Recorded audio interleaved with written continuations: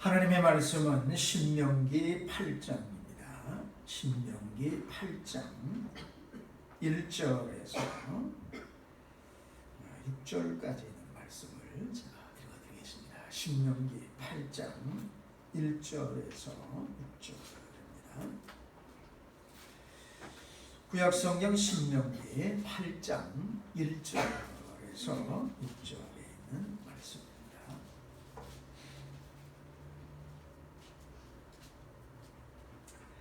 내가 오늘날 명하는 모든 명령을 너희는 지켜 행하라.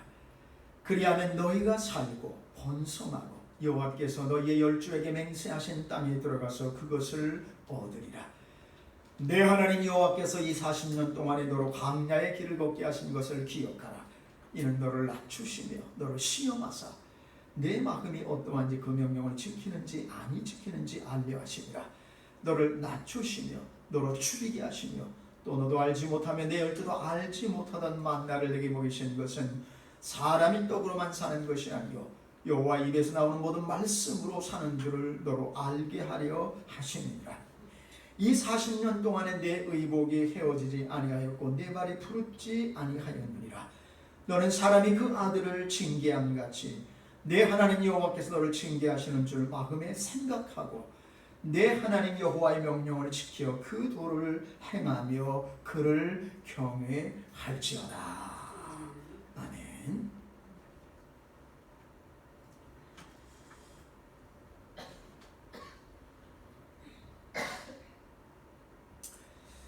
우리가 오늘 찬송가 시작하면서 제일 먼저 부른 28장 복의 근원 강림하사 찬송하게 하소서. 천사들의 찬송가로 나를 가르치사 구속함의 은혜를 알게 하소서. 이 찬송은 로빈슨이라고 하는 그러한 목사님이 이 작시를 한 건데요.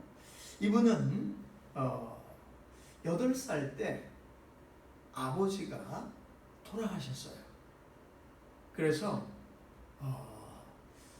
엄마 혼자서 일을 하면서 자기를 키웠기 때문에 제대로 교육을 받지 못했습니다. 그래서 이제 14살 때부터 가정이 어려워서 이발소에 들어가서 견습공을 하면서 이발 이제 기술을 배우기를 시작해서 이발사로서 돈을 이제 벌고 있었어요. 그런데 이분이 이제 청소년이 되어져 가지고 17세, 18세 되면 불량 이제 아이들하고 주변에 이제 자기같이 그렇게 학교도 제대로 다니지 못하고 직업을 가지면서 그냥 소망 없이 살아가고 있는 그러한 친구들과 어울려 가지고 아주 방탕한 생활을 하게 되었습니다. 돈도 제대로 모으지가 않고 엄마 말도 듣지도 않고 그저 하루하루 그냥 되는 대로 아무런 미래의 계획도 없이 친구들과 어울려서 술과 담배에 찌들어서 그렇게 그냥 허송 세월을 보내고 있었어요. 근데 이 사람이 어느 날 친구들과 어울려서 술을 잔뜩 마시고 이제 어떤 좁은 골목길을 이렇게 가고 있었는데 그 길가에 사주풀이 그 관상을 하는 그런 사람이 앉아가지고 이제 관상을 봐주면서 돈을 받고 있는, 쉽게 말하면 이게 점쟁이죠. 점쟁이. 사주풀이 운명 뭐 철학자 해가지고 그런 사람이 그 앉아 있다가 이렇게 친구들하고 이렇게 걸어가는 이 라빈슨을 보고 여보 젊은이 잠깐만 이리 와보게 그러면서 갑자기 불러 세우는 거예요. 그래서 나는 뭐 처음 볼 마음도 없는데 왜 나를 부르냐? 그러니까 내가 자네 그 얼굴 관상을 보니까 자식들을 보고 손자들을 보고 손자 손녀들을 볼 만큼 굉장히 오래 살 그 관상이야. 그런 이야기를 갑자기 하는 거예요. 그러니까 이거 뭐 왜 미친 사람이 다 있나? 자기를 보면서 손자 손녀 볼 때까지 오래오래 장수하게 될 거라고 그런 말을 하는데, 근데 친구들하고 어울려서 술을 마시고 술을 약간 이제 취한 상태이기 때문에 그냥 그런가 보다 하고 이렇게 왔는데, 집에 와서 잘라고 하니까 계속 이 사주풀이 그 할아버지 말이 자꾸 떠오르는 거예요. 야, 내가 굉장히 장수한대네. 야, 내가 손자 손녀도 보고 오래오래 살려면은, 그러면 내가 이렇게 막 술 먹고 막 이렇게 방탕하게 무절제하게 살면은 보나마나 내가 일찍 죽을 거다. 그러면은 내가 손자 손녀를 못 보지 않겠나? 이렇게 생각을 하고 이분이 내가 이 생활을 청산하고 손자 손녀를 볼 수 있는 그날까지 오래오래 내가 진짜 장수해야 되겠다, 이런 마음이 들었어요.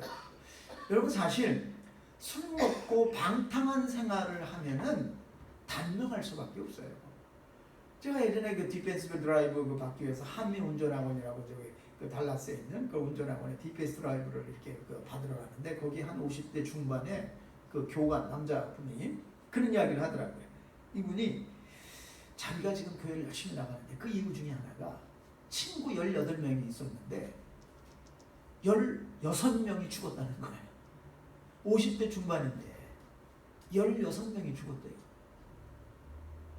그래서 자기하고 다른 친구 하나만 살아. 50대 중반인데 다 거의 뭐 50대도 못 돼서 많이 죽었고 50대 넘어와서 다 죽었는데, 그 사람들이 전부 다 술 먹고 방탕한 생활을 하는 그런 사람이었대요.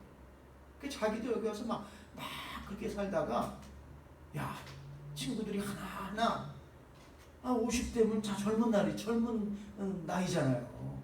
네?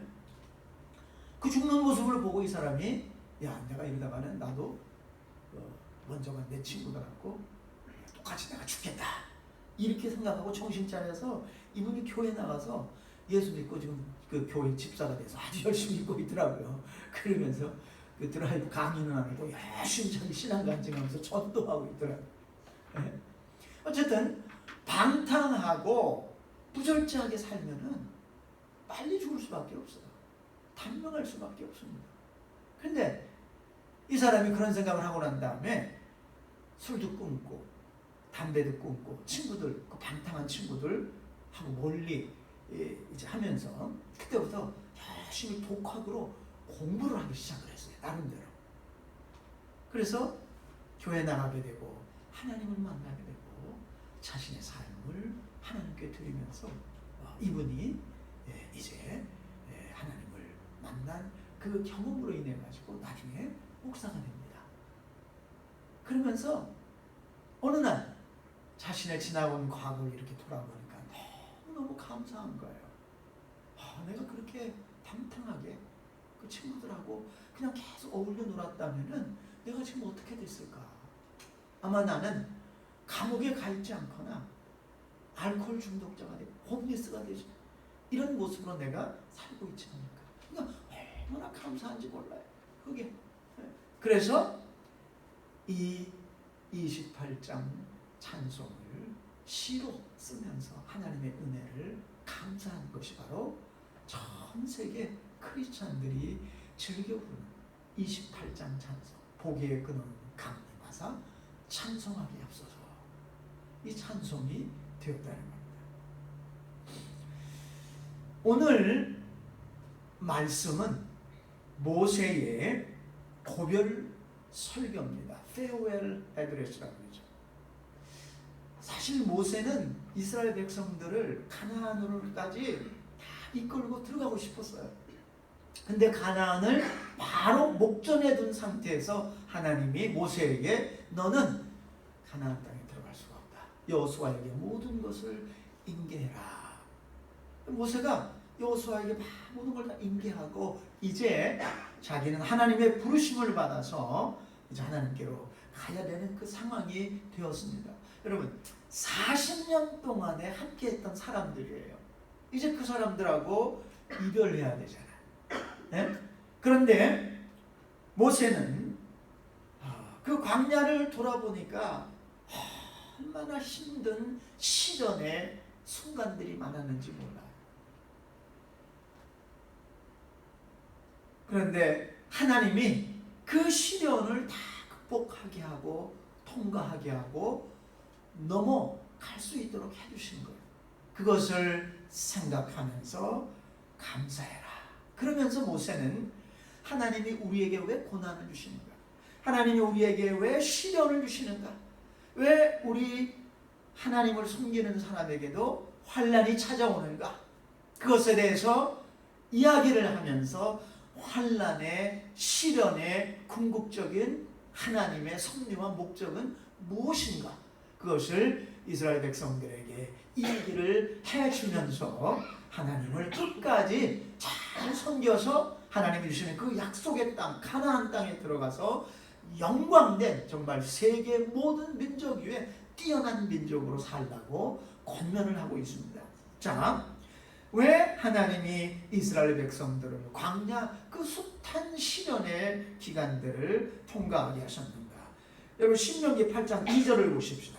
신명기 8장 2절 다 함께 다시 한번 읽어봅시다. 시작. 내 하나님 여호와께서 이 40년 동안 너로 광야의 길을 걷게 하신 것을 기억하라. 이는 너를 낮추시며 너를 시험하사 내 마음이 어떠한지 그 명령을 지키는지 아니 지키는지 알려 하시고. 자, 제일 처음에 모세는 이 40년 동안에 너로 광야의 길을 걷게 하신 이유가 뭐예요? 너를 어떻게 한다고요?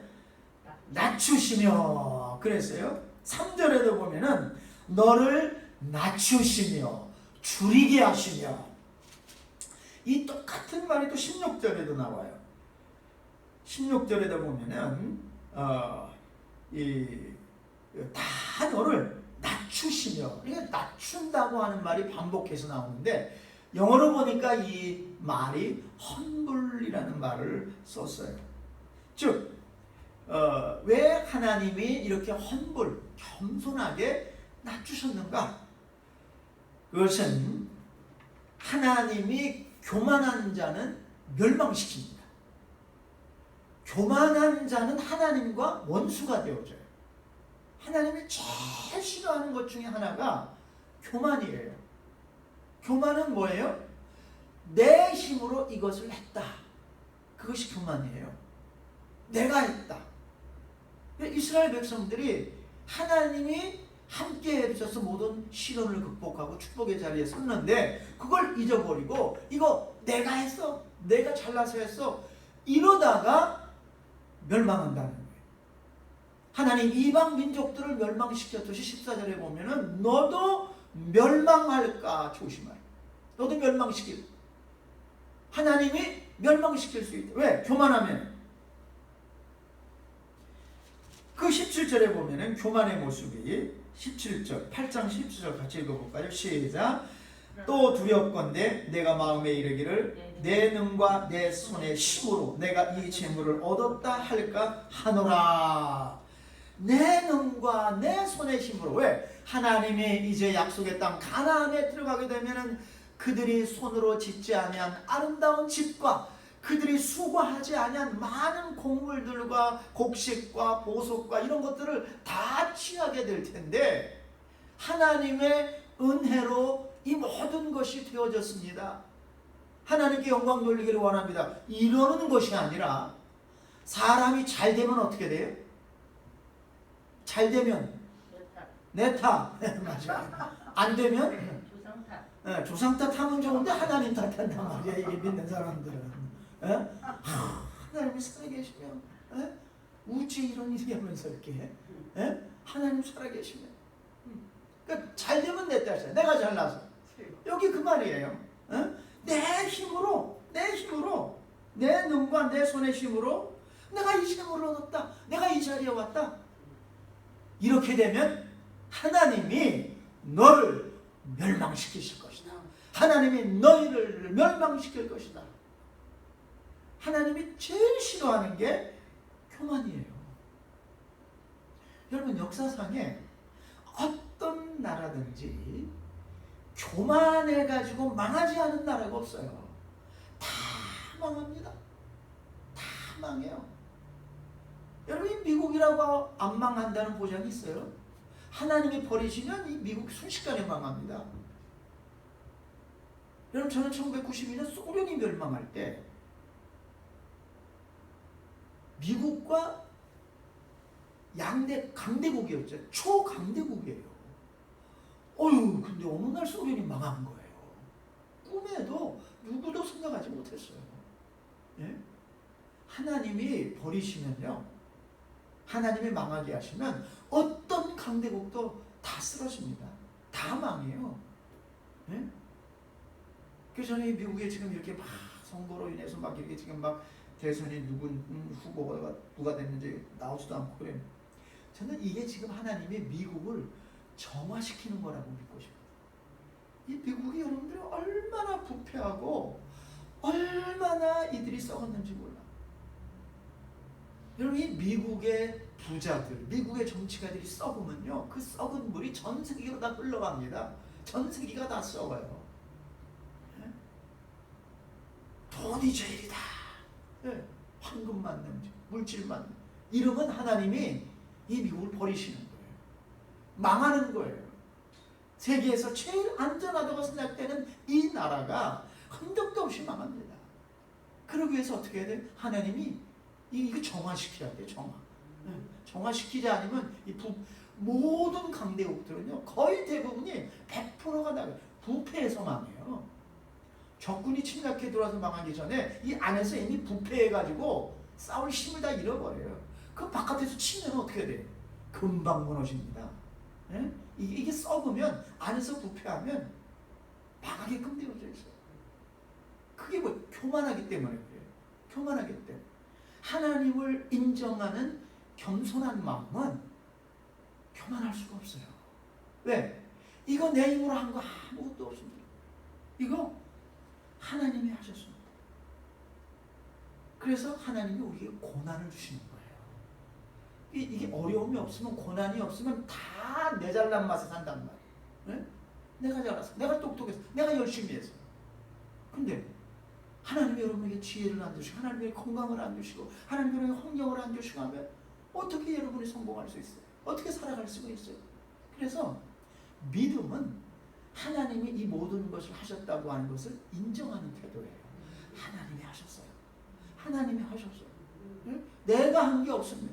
하나님이 하셨어요. 그래서 고난의 풀무를 통과한 사람들은 하나같이 다 자신이 나서는 것을 극구거려 합니다. 하나님이 하셨어요. 하나님이 하셨어요. 하나님에게 다 초점을 맞추려고 그러지, 이거 내가 했습니다, 이렇게 드러나려고 하는 사람이, 그런 사람들은 고난을 겪은 사람들이 아니에요. 하나님께 버림받습니다. 교만하면. 여러분, 성경에 사울이 하나님 앞에 버림받았어요. 이스라엘의 임금이었던 사울 왕이. 그런데 여러분 보면은 사울 왕은 고난이 하나도 없었어요. 어떤 고난도 그가 당하지 않고 이스라엘의 임금이 되었어요. 그리고 승승장구했습니다. 가는 곳마다 이겼어요. 하나님이 승리를 주셨어요. 그러니까 어떻게 돼요? 사울이 자기를 위해서 기념비를 세웠어요. 어느 순간에 교만하게 되어가지고 그 기념비는 내가 이 엄청난 일을 이루었다, 기념비를 세웠습니다. 그러니까 하나님이 사무엘을 보내가지고 너희 날이 길지 못할 것이다, 내가 너를 버렸다. 왜 교만하게 되었어요? 이 고난이 없으니까. 자기가 잘나서 다 그렇게 된 줄 알아요. 근데 다윗을 보세요. 다윗은 얼마나 고난을 많이 겪었는지 몰라요. 그 고난이 다윗을 계속 정화시켰어요. 그 못한 부분을 하나님이 고난을 통해서 막 이렇게 다듬으신 거예요. 우리가 어려움을 당하게 되면 어떻게 됩니까? 우리가 어려움을 당하는 사람은 주제파악을 하게 되죠. 이게 내가 똑똑한 줄 알았더니 내가 이게 똑똑한 게 아니고, 내가 잘나는 게 아니고. 이 고난을 겪어보면 그게 뭐예요? 다 삐쭉삐쭉 모난 부분들이잖아요. 그런 것들이 마치 이 속수가 정으로 막 이렇게 다듬듯이 그렇게 다듬어지는 거예요.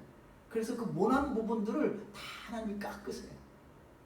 하나님이 원하시는 모양으로 만드시는 줄 믿습니다. 여러분, 이게 축복이에요. 그래서 다윗이 어떤 곡이 고난당하기 전에는 내가 그릇 행하였지만 이제는 주를 섬기나이다. 이 고난이 없으면 우리는 어느 누구도 예외가 없어요. 다 그릇되게 가게 되어 있어요. 왜? 타락한 본성을 우리가 가지고 있습니다. 다 우리 안에는 타락한 본성이 가지고 있어요. 그래서 이 고난이 있어야 이게 마치 이 소나 말을 제어하는 그거 같이 이렇게 제어가 됩니다. 그 고난이 제어시키는 거예요. 그거 없으면 어떻게 천둥벌 망아지처럼 막 야생마처럼 날뛰잖아요. 그래서 모세가 이야기를 하는 거예요. 네? 하나님 너를 낮추셨다. 시련을 통해서 겸손하게 만들기 위해서. 여러분, 하나님의 은혜는 겸손은 뭐에 낮아지는 거예요. 이 세상의 모든 물이 다 바다로 모입니다. 왜 그래요? 네, 낮아요. 바다가 제일 낮습니다. 바다는 이 세상의 어떤 것보다 가장 낮아요. 그래서 바다로 다 모이는 거예요. 하나님의 은혜는 낮아지면 낮아질수록 크게 임하는 줄로 믿습니다. 높으면 어떻게 해요? 물이 안 보여요. 은혜의 물은 내가 낮아져요. 그러니까 겸손한 척하는 것이 아니라, 고난이 없으면 겸손한 척해요. 그러나 진짜 고난을 겪은 사람들은 겸손합니다. 낮아져요. 자기가 드러나려고 하죠. 하나님이 하셨어요. 하나님이 하셨어요. 이러면 어떻게 돼요? 하나님 은혜를 계속 주시는 거예요. 왜? 은혜가 주어져도 교만하지 않고 하나님의 영광을 드러내기 때문에. 자, 그 다음에 또 모세는 이 시련의 이유가 이 8장 2절에 보니까 아까 읽었지만 내 하나님 여호와께서 40년 동안 너를 광야에 길 걷게 하신 것을 기억하라. 이는 너를 낮추시며 너를 어떻게 한다고요? 너를 시험하사 그랬어요. 테스트 한다는 거예요. 16절에도 보게 되어지면 16절에도 이는 다 너를 낮추시며 너를 시험하사 그랬습니다. 여러분, 시험과 템프테이션이 있습니다. 템프테이션은 유혹이에요. 유혹은 그 동기가 불순한 겁니다. 테스트는 동기가 좋은 거예요. 선생님들이 학생들을 테스트해요. 왜 테스트합니까? 배운 것을 잘 배웠나? 잘 숙지하고 있나? 그리고 그 배운 것이 그 학생들이 오실 때도 테스트하는 거예요. 테스트는 동기가 좋은 겁니다. 좋은 회사에서 사원들을 뽑을 때 테스트를 봐요. 왜? 예? 유능한 사람인지 그렇지 않은 사람인지 분별하기 위해서 테스트하는 거예요. 하나님은 우리를 테스트하세요. 아브라함을 테스트하셨어요. 진짜 믿음인지 가짜 믿음인지 욥을 테스트했습니다. 그런데 하나님의 테스트는 동기가 선한 거예요. 템프테이션은 뭡니까? 이것은 낚시 바늘에 걸려있는 먹이와 같아요. 고기가 그 고소한 냄새 맡으면서 빙빙 주변을 돌죠. 네? 근데 그거 어떻게 돼? 그게 템프테이션이에요. 그거 딱 무는 순간 어떻게 됩니까? 그 고기는 이제 냄비에서 찌개가 되거나 프라이팬에서 이제 튀겨지는 겁니다. 그 순간 딱 무는 순간에 끝나는 거예요. 이게 템프테이션이에요. 사탄은 우리를 템프테이션합니다. 유혹해요. 그런데 유혹은 언제나 달콤해요. 먹음직도 하고 보암직도 하고 너무 이게 탐스러워. 템프테이션은 항상 그래요. 항상 우리 눈에 좋게 보입니다. 롯이 소돔과 고모라 땅을 보았을 때 사탄이 템프테이션 합니다. 유혹해요. 보니까 어떻게 돼요? 소돔과 고모라가 여호와의 동산 같고 너무 기름지고 아름다워요. 네? 근데 아브라함이 먼저 선택해서 갈 권한이 있는데 아브라함은 소돔과 고모라에 먼저 갈 수 있었지만 그 땅이 너무 아름답고 너무 정말 기름진 땅, 미국으로 따지면 캘리포니아예요. 얼마나 기름져요? 여러분, 근데 미국에서 가장 타락한 도시가 어디예요? 샌프란시스코. 그래서 그걸 사람들이 신프란시스코, 신은 영어로 죄예요, 죄. 네? 신프란시스코. 미국에서 동성연애자가 가장 많아. 네? 가장 부패하고 타락. 왜? 여러분 어떻게 그래요? 가장 비옥한 땅인데, 가장 하나님의 축복을 많이 받은 땅인데 왜 그런 땅이 가장 타락했어요? 여러분, 사실 이 텍사스는 어떤 곳이었습니까? 지금도 그렇지만 사막이에요. 여기 사막. 네? 얼마나 덥고. 근데 요새는 텍사스가 변했어. 바뀌었어. 가을이 이렇게 오래가리라고는 꿈에도 생각 못했네. 이번 가을은 왜 이렇게 길어? 예? 가을이 생겼어, 텍사스에. 예? 단풍이 그냥 질라고 그러는데 날씨가 또 따뜻해지고 비가 안 오고 안정. 예? 근데 이 사막 지역이에요, 원래 텍사스는. 그런데 여러분 어때요? 이 텍사스는 미국에서 바이블 벨트라고 해요. 미국 전체에서 가장 하나님을 경외하는 그 경외심이 강한 사람들이 모여있는 곳이 이 텍사스입니다. 그래서 여러분들이 이 샌프란시스코에 살지 않고 텍사스에 오신 것을 감사하셔야 돼요. 예? 죄가 가장 많아.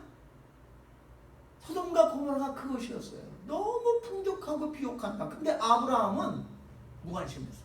그래? 너 가고 싶어? 가. 아브라함은 알았던 거예요. 내가 거기 가면 유혹을 받아가지고 신앙생활을 제대로 할 수가 없다는 것을 알았습니다. 여러분, 지혜는 이걸 깨닫는 거예요. 우리가 아무리 신앙심이 강하고 내가 아무리 하나님을 잘 섬기려고 해도 내 주변 환경이 그렇지 않으면 절대 그렇게 할 수가 없어요. 왜? 우리는 주변에 영향을 받습니다. 내 주변 사람들이 다 타락한 모습, 다 하나님을 경외하지 않은데 나 혼자 그렇게 살아요? 그건 힘들어요.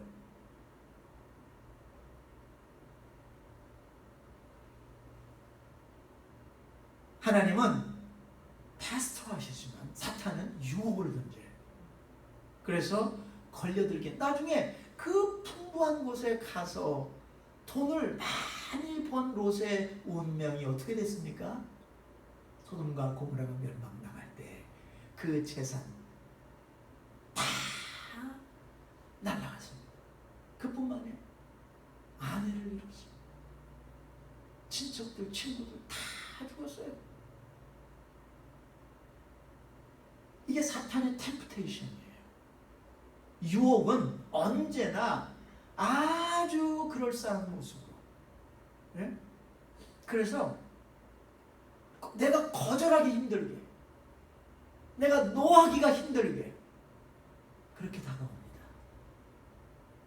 그런데 하나님의 테스트는 우리를 정화시켜요. 깨끗하게 만듭니다. 그래서 시련이 닥쳐보면 믿음이 진짜인지 아닌지가 분별이 되어져요. 그래서 예수님도 뭐라고 했어요? 비가 내리고 창수가 나면 모래 위에 세운 집은 어떻다고 그랬어요? 무너진다. 근데 무너지는데 그 무너짐이 시가 아니라 그냥 와장창 다 무너진다는 거예요. 네? 다 무너. 근데 반석 위에 세운 집은 어떻게 해요? 굳건하게 견딥니다. 그 테스트. 평상시에는 몰라요, 이게. 누가 믿음이 있는지, 누가 진짜인지, 누가 가짜인지 이거 알 길이 없어요. 사람의 눈으로 그 도저히 불가능해. 우리가 판단할 수가 없습니다. 하나님만이 하세요. 시련이 닥쳐보면은 쭉정이는 어떻게 돼요? 휙 날아가 버려요. 그래서 키질 하잖아요. 키질. 이렇게 옛날에 예? 곡식 이렇게 해가지고 키질 하면 어떻게 됩니까? 껍질들은 다 날아가죠. 그리고 그 안에 알곡들이 남아있잖아요. 이게 키질, 바람 불게 하는 거잖아요. 그게 시련입니다. 그게 환난이에요. 다 날아갑니다. 시편 66편 10절 12절 보면은 하나님이 우리를 시험하시되 우리를 단련하시기를 은을 풀무불에 용광로에 집어넣어서 은을 단련같이 우리를 하셨나이다. 우리를 끌어 그물에 들게 하시고 우리 허리에 무거운 짐을 두셨습니다. 사람들로 우리 머리 위를 밟고 가게 하셨나이다. 우리가 불과 물을 통행하였더니 이게 시련이에요. 여기서 끝나는 것이 아니야. 하나님이 우리를 끌어내사 풍부한 곳에 들이셨나이다. 시련의 그런 순간들, 시련의 골짜기를 먼저 통과하게 난 다음에 이런 축복의 자리로 하나님이 이끄셨다는 거예요. 그리고 모세는 이야기합니다. 왜 하나님이 이렇게 우리를 시련 속에, 어려움 속에 두셨는가? 3절 같이 읽어봅시다. 3절 같이 다 같이 읽어보실까요? 8장 3절 시작.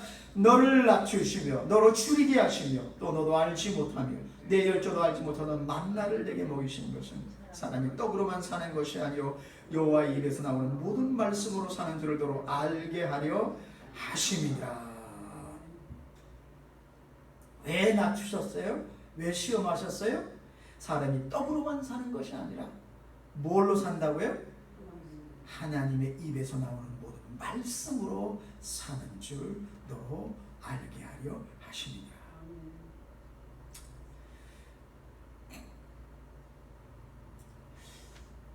그럼 하나님께서 이스라엘 백성들을 40년간 만나를 공급해 주었어요. 메추라기를 공급해 주었습니다. 초자연적인 방법이에요.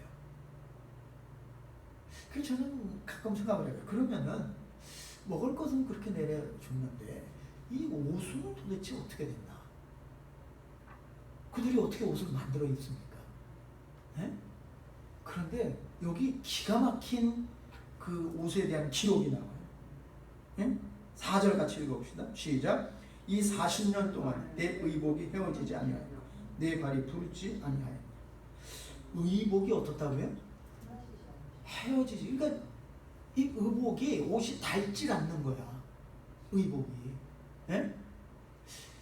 무슨 가죽으로 만들었나? 예? 가죽 옷도요. 20년, 뭐 10년, 20년 되면 어떻게 됩니까? 다 이거 헤어져요. 우리 여러분 차에 보면은 차들, 고급 차들 보면 가죽 시트 다 돼 있잖아요. 예? 근데 한 10년, 20년 지나면 어떻게 됩니까? 응? 제가 그 달라스에서 덴톤 쪽으로 가면은 덴톤에 조금만 더 가면은 차 무덤이 있어요. 차 무덤. 예? 고급차 무덤이 있는데 수십만 대의 차량이 거기 그 파킹되어 있습니다. 다 그 고장난 차들, 오래된 차들, 못 쓴 차들이에요. 거기 보면은 별의별 차들이 다 있어요. 예. 그 중동의 두바이라고 하는 곳에 가보면요, 이런 데가 있는데, 근데 거기는 전부 다 최고급 차들, 람보기니를 비롯해가지고 벤츠도 최고 비싼 거, 예? 그런 것들을 수만 대가 사막의 모래에 그 파킹장에 버려져 있대. 차 고급 차들의 무덤이에요. 왜냐하면 이게 두바이에서 이 사업하던 이 사업가들이 다 두바이는 비싼 차 몰잖아요. 그러다가 그들이 어려우면 그 차 다 팽개치고 도망가 버린대요, 외국으로. 그러면서 그 차를 사막에다 다 버려두고 간대요. 네? 그리고 그 고급 차들 시트가 전부 다 고급 가죽이에요. 근데 10년, 20년 되면 어떻게 돼요? 다 상합니다. 헤어져요. 네? 그래서 저는 요즘에 가끔 가다가 제 이 피부를 이렇게 손을 씻고 이렇게 보면서, 야, 나 이거 60년 이상 썼는데 이게 아직까지 생생하네 알고 그럴 때만 이게 어떻게 이렇게 오래? 예? 왜 그렇습니까? 왜 이렇게 60년, 70년 우리가 이게, 예? 우리 피부가 상하지 않습니까? 물론 이렇게 주름이 지고 더 그런 것은 있지만 아직 싱싱하잖아요. 여러분 손발 보세요. 그래도 아직까지 다 쓸만하잖아요. 예? 왜 그러십니까? 예? 끊임없이 사실 우리 세포는 새로워져요. 예? 주기가 한 29일 정도 만에 새로운 세포가 나오기 때문에 사실 우리 이 피부는 이거는 뭐 한 3달 전, 6개월 전에 그게 아니에요. 다 재생된 겁니다. 다 새로 태어난 거예요. 자, 그런데 이게 살아있기 때문에 그러는데 이건 어떻게 된 거예요? 이건 옷은 예?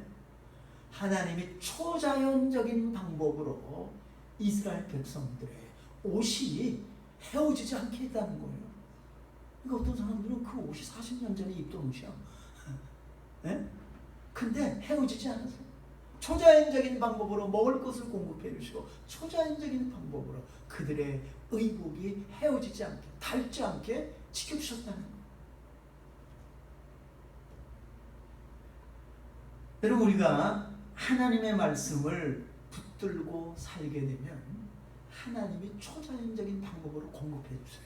그래서 예수님이 뭐라 그랬어요? 너희는 먼저 그의 나라와 그의 의를 구하라. 그리하면 이 모든 것을 너희에게 도와주시리라. 마태복음 6장 33절 그 이전에 보면 어떤 말이 나오는 거 하게 되면은 너희는 먹을 거 위해서 염려하지 말아라. 어디서 잘 거 염려하지 말아라. 의복을 위해 염려하지 말아라. 이 우리의 일상에서 필수 불가결한 요소들이 언급되어져 있습니다. 그러면서 먼저 하나님의 나라와 하나님의 의를 구하면 이 모든 것을 우리에게 하나님이 공급해 주신다고 했어요. 마치 40년 동안에 이스라엘 백성들을 초자연적인 방법으로 공급해 주신 하나님이 지금도 우리의 삶에 필요한 것을 공급해 주신다는 것입니다. 여러분, 모세는 마지막으로 이야기를 합니다. 왜 하나님이 이렇게 우리에게 시련을 주셨는가? 왜 이스라엘 백성들이 시련의 그 광야, 시련의 사막을 통과하게 하셨는가? 16절 다 같이 한번 읽어봅시다. 16절 시작.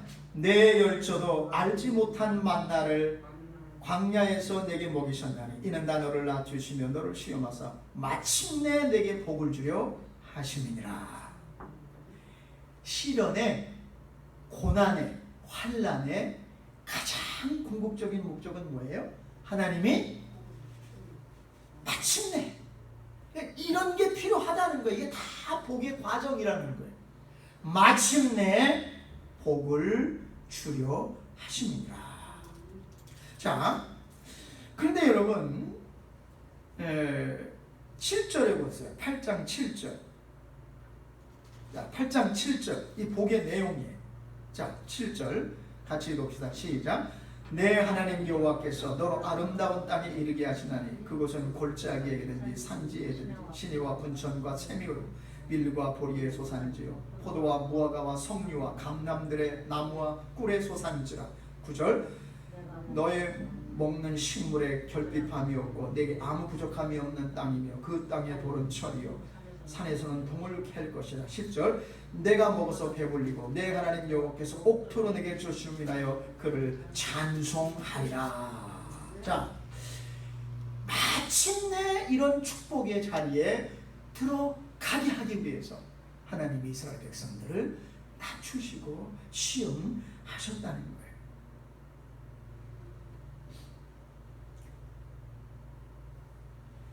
여러분, 하나님의 목적은 우리를 골탕 먹이는 게 아닙니다. 시련을 통해서 우리를 힘들게 하는 것이 아니에요. 그것을 우리가 통과하게 될 때 마침내 우리가 하나님의 복을 받는 자리에 서게 하려고 하는 것이 하나님의 뜻인 줄로 믿습니다. 그러니까 이것을 굳게 믿고 우리가 정말 하나님을 귀한 모습으로 섬기는, 하나님께서 이스라엘 백성들에게 약속한 것 중에 하나가 이 물질적인 축복뿐만이 아니에요. 내가 너희를 세계 모든 민족 위에 뛰어나게 하겠다. 그래서 여러분, 실질적으로 어떻게 됩니까? 세계에서 노벨상 가장 많이 받은 사람들이 유대인들이에요. 미국에서 노벨상을 가장 많이 배출한 학교가 시카고 대학이라고 합니다. 그 시카고 대학에서 노벨상 제일 많이 받은 사람들이 유태인들이에요. 유태인들. 하나님을 경외하는 사람들에게는 지혜를 주시고 그들을 세계 민족 가운데 뛰어나게 하실 줄로 믿습니다. 이것이 하나님의 궁극적인 목적이에요. 우리가 물질적으로도 축복을 받을 뿐만이 아니라 복음이 들어간 나라들을 보세요. 복음이 들어간 민족들 다 잘 사는 국가가 됐어요. 지금 보세요. 세계에서 가장 못 사는 나라들 보면 다 사회주의 국가예요. 다 공산주의 국가입니다. 소련이 그 최전방에 서 있었잖아요. 최고 공산주의 국가, 유물론 국가, 무신론 국가. 예? 근데 그 소련이 왜 망했습니까? 돈 없어서 망한 거예요. 경제 마이너스 성장이 40%까지 됐습니다. 그러니 망한 거예요. 경제가 망하면 나라를 지탱할 수가 없어요. 그 지금 미국과 중공이 싸우고 있는데 핵무기로 막 싸우고 이러면 많이 죽죠. 그러니까 미국이 어떻게 싸우는 거예요? 지금 특히 트럼프가 경제 제재를 하잖아요. 경제 제재. 네?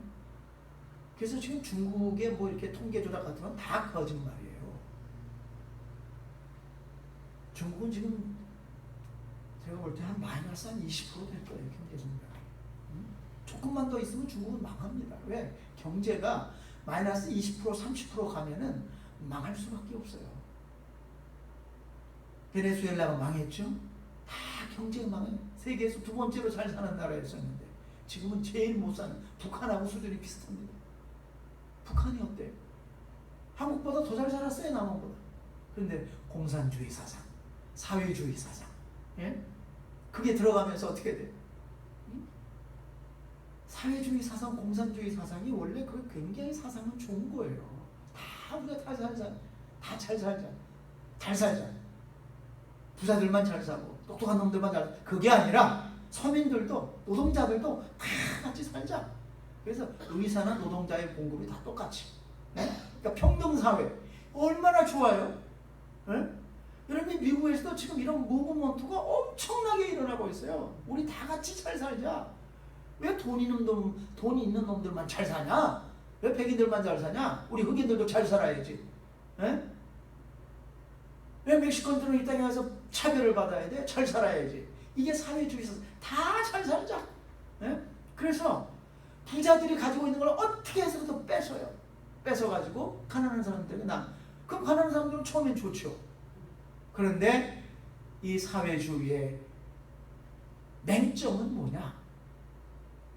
지도자들이 부패한다는 거예요. 단 한 나라도 예외가 없어요. 이렇게 주장하던 사람들이 자기 자신들은 어마어마한 비리를 저질러서 돈을 갖고 있습니다. 네?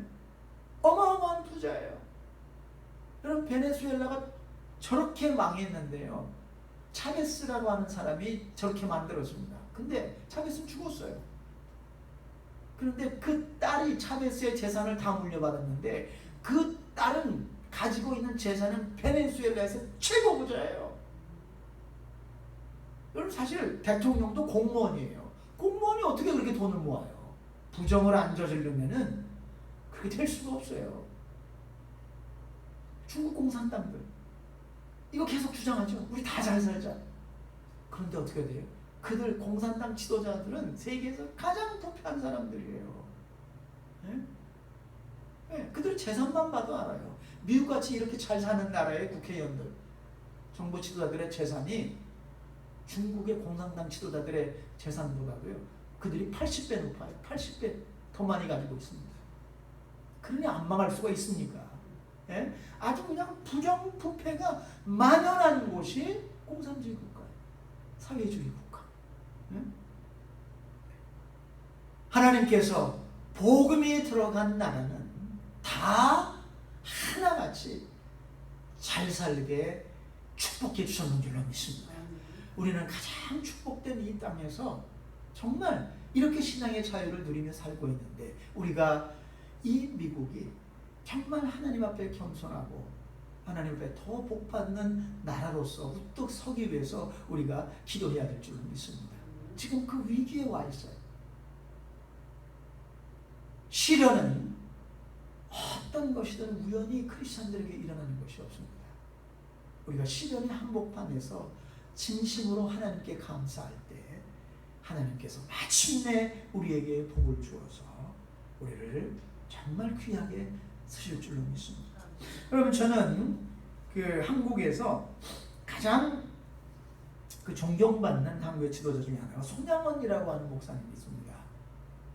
이분의 일대기가 사랑의 원자탄이라고 하는 그런 영화라도 만들어져 가지고 많은 전 세계 크리스천들의 감동을 줘. 왜 그랬는고 하면은 이분이 우리가 예전에 그 6.25 이후에 한국에 뭐 자익우익해가지고 얼마나 그 지방들의 그 싸움이 많았습니까? 많은 사람들이 죽임을 당하고 그런 와중에 이 아주 극좌 그러니까 공산주의 사상, 이 사회주의 사상이 물들어 있는 극좌 이 청년들에 의해서 동인동신이라고 하는 이 손양원 목사님의 두 아들이 죽임을 당했어요. 20대 초반에 죽임을 당했습니다. 그러니까 막 극자들은 극자들대로 또 우파 청년은 우파 대모를 막 하잖아요. 근데 부딪힌 건. 근데 그 청년 중에 하나가 이 동인동신을 죽였습니다.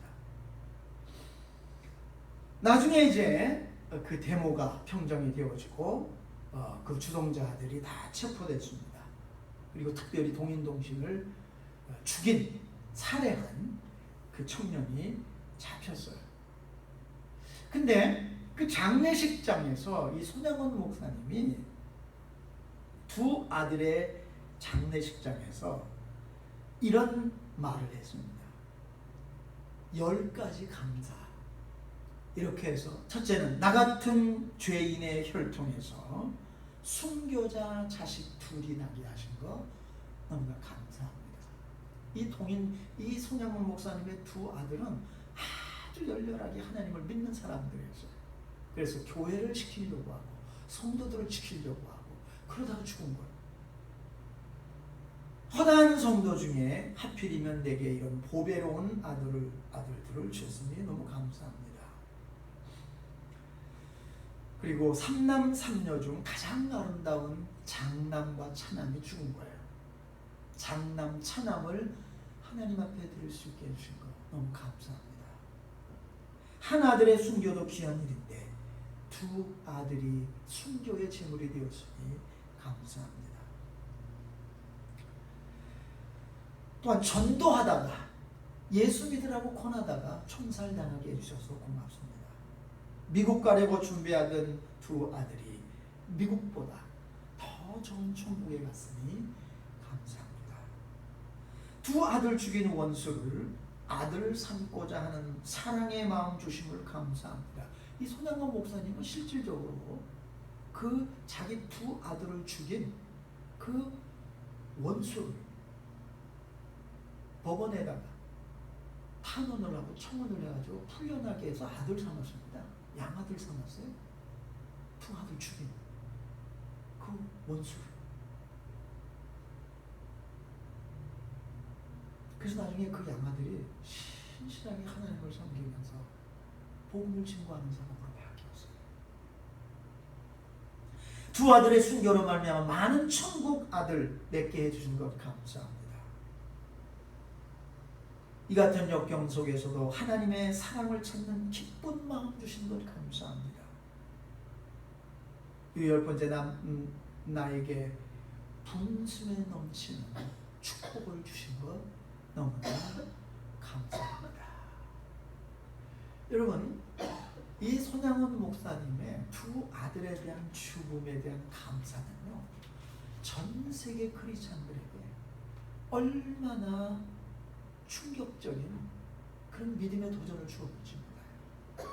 얼마 전에 제가 잠깐 설교에서도 말씀을 드렸지만 LA에서 한국의 최고 유명한 그 지도자 중 한 사 이동원 목사님이라고 하는 분의 그 아들이 40세 치과 의사 40세 세상을 떠났어요. 젊은 나이 대장암으로 세상을 떠났습니다. 얼마나 비통해요. 아들이 죽었어요. 예?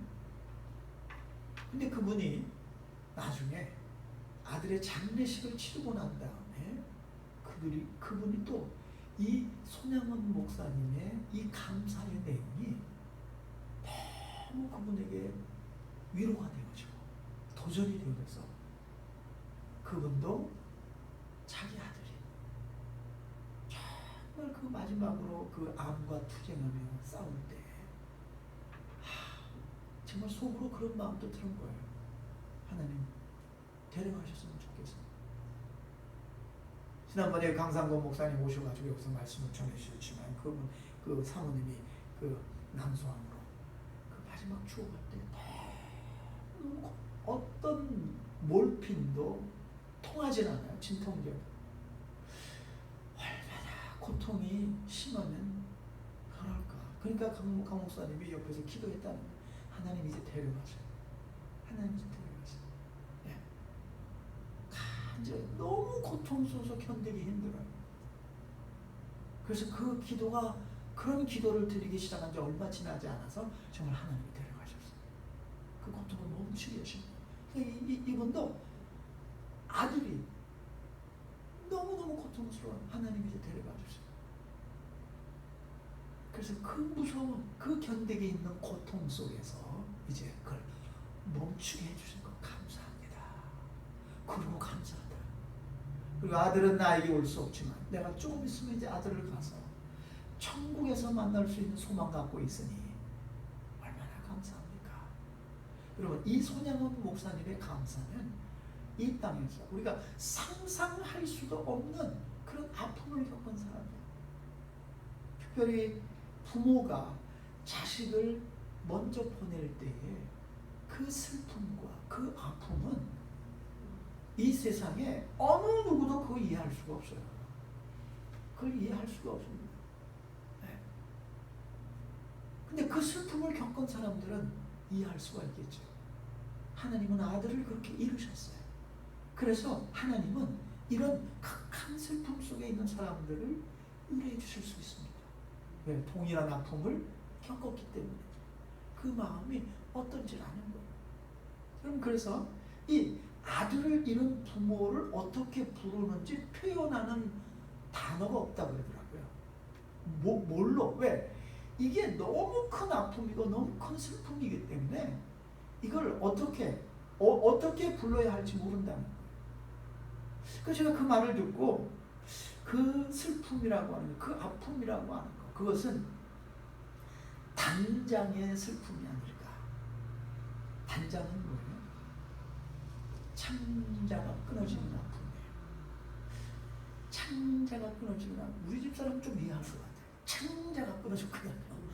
거의 1m나. 근데 제가 그걸 보면서요. 우리 사람들이 굉장히 참을성이 많고 정말 잘 견디는 거예요. 못 참아요. 몰필도 안 터져요. 얼마나 그 고통이 심. 산모가 그 아기 낳을 때 그 고통보다도 몇 배 더한 아픔이 그 단장의 아픔이라고 해요. 창자가 끊어지는 아픔. 네? 이런 슬픔을 겪는 사람을 우리가 어떻게 위로할 수가 있겠습니까? 하나님은 위로해 줄 수 있는 분이신 줄로 믿습니다. 하나님은 도우실 수 있어요. 우리가 어떤 시련이 닥쳐오더라도 하나님 결국 이것도 선으로 바꾸실 줄로 믿습니다. 이렇게 감사하며 나갈 때 기적 같은 하나님의 놀라운 역사가 일어나게 될 줄로 믿습니다. 기도하겠습니다. 고마우신 사랑의 하나님, 오늘 저희들에게 귀한 말씀을 주신 것을 감사합니다. 우리가 이 땅을 살아가면서 정말 이해하기 힘든 고난과 시련이 닥칠 때가 많습니다. 정말 저희들은 내일 일을 알 수가 없습니다. 내일 무슨 일이 일어날지 저희들은 도저히 예측하기도 어렵습니다. 하나님은 다 알고 계실 줄로 믿습니다. 비록 우리가 감당하기 힘든 시련의 한복판에 서 있는다 할지라도 굳게 하나님을 의지해서 마침내 복을 받는 자리에 서게 하옵소서. 예수님의 이름으로 기도드립니다. 아멘.